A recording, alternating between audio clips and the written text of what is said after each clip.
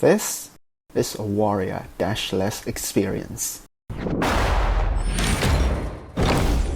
Bullet hell are games where you have to dodge a huge amount of projectiles in order to survive a level. What do we have back then? A maiden beats the ball of everyone until incident is resolved. 1930s inspired cartoon shooter. Funny skeleton man beating a 9-year-old. Kane tries to murder a teenager. A slime chasing a Japanese fairy. Wait, what? Awaria is a game about you as Ulla Usterka coming into some kind of tunnel to fix generator, kissing ghosts, sharing pudding pies, receive a kiss from a ghost. Later on, some random ghost doctor kidnap you and your dead girlfriend for her own little experiment. Makes your boss have to go rescue you. And she failed. You have no other choice, so woman gets inside a woman to break yourself free. Like epic boss fight and more women interaction. So yeah, it's just basically bullet hell for gooners. Now you're probably wondering, why does this game's art style look so familiar? That's because this was a game developed by Van Ripper, the same creator of Heartbreaker. He also did some other amazing projects like Daystone, which I highly recommend you guys to go watch it. It's only 3 episodes though. A few Elder Scrolls animations too.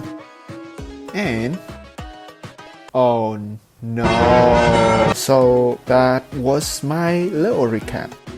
Now for the main challenge. Can you beat the game without dashing?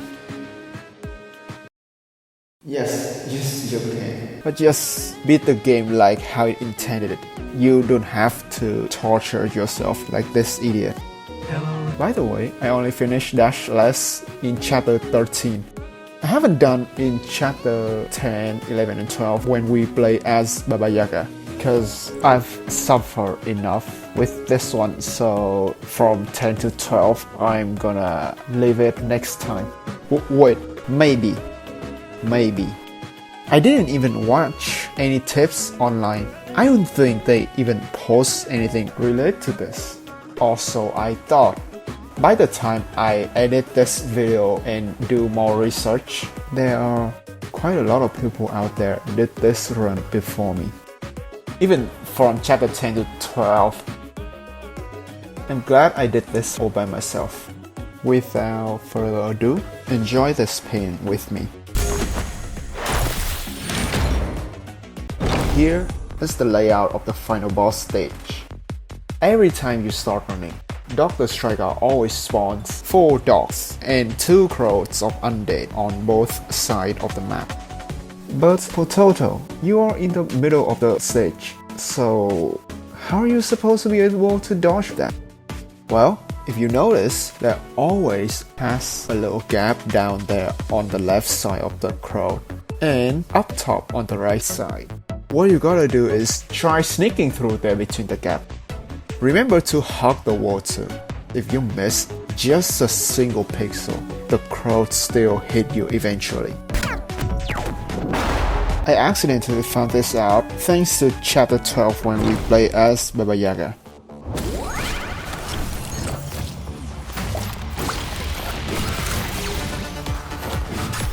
Yeah, it's that simple. You just basically hug a wall and run through it.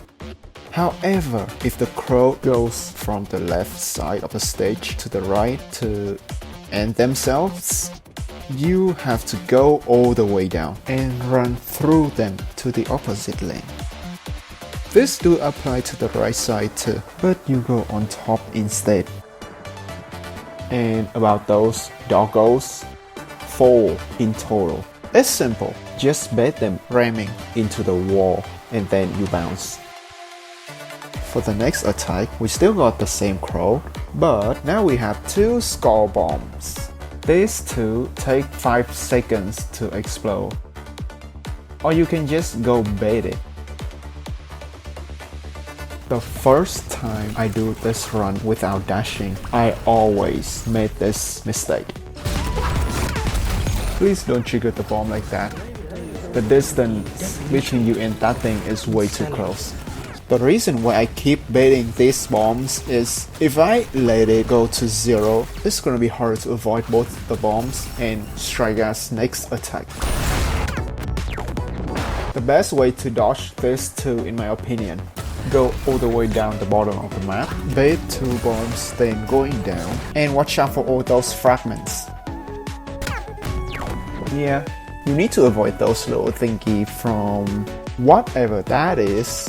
After finishing an attack, she's always either shooting 3 bullets or smashing into the ground.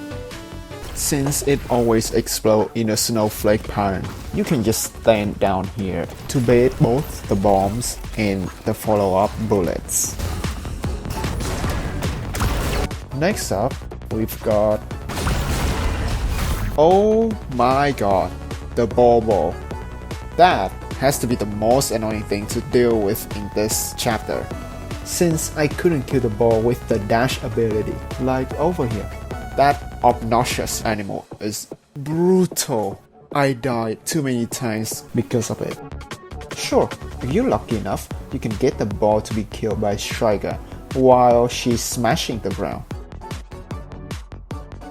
Sadly, the chances for that attack is pretty low.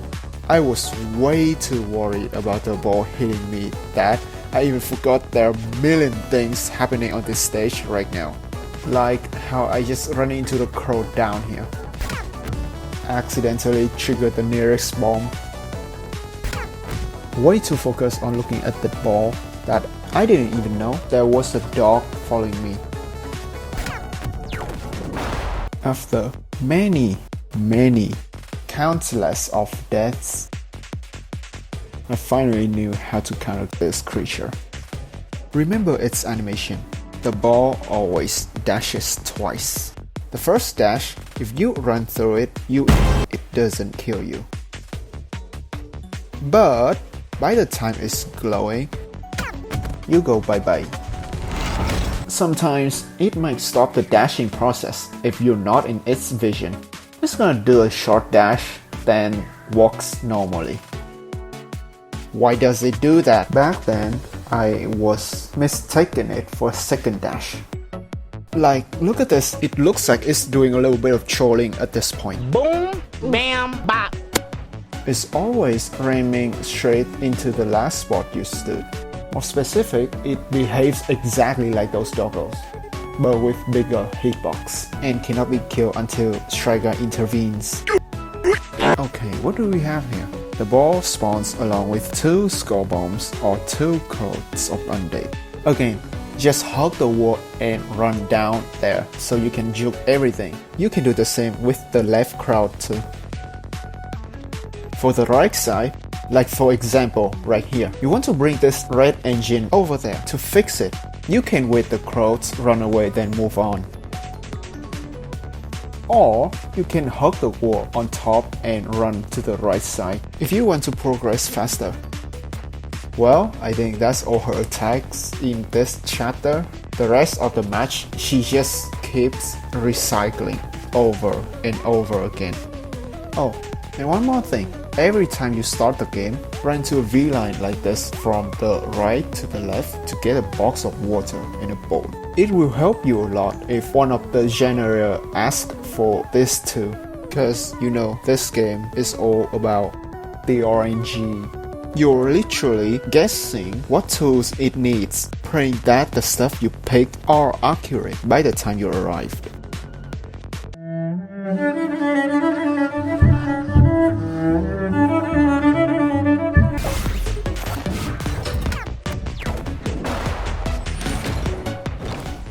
After so many trials and errors, I finally did it.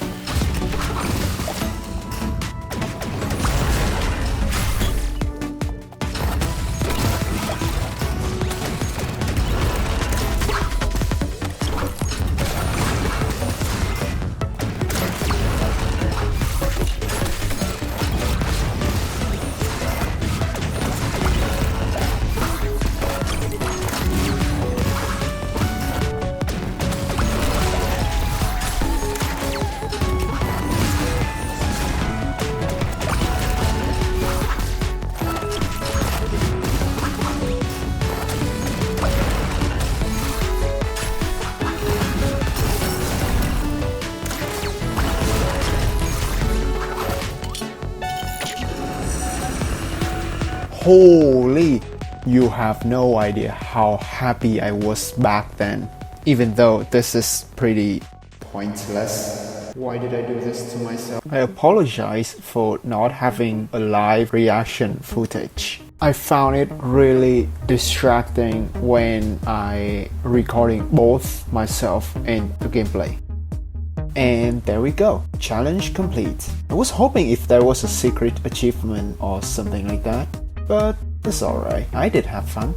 By the way, if you guys wondering, yes, I'm still animating. It's just animation takes a lot of time. And I'm lazy, okay?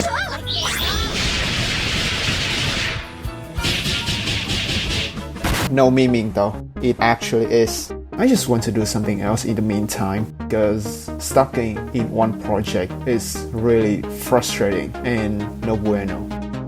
Huh? You want to see a little bit of sneak peek? Oh, sure thing. I wonder what is this gonna be? Right? Ula? Okay, you need to stop that. You're creeping me out. So that's really about it. Thanks for watching this mess of a presentation. I might do more of this stuff in the future. It's really fun though. I mean, not just all about video games. We can talk different topics. Until next time, stay safe.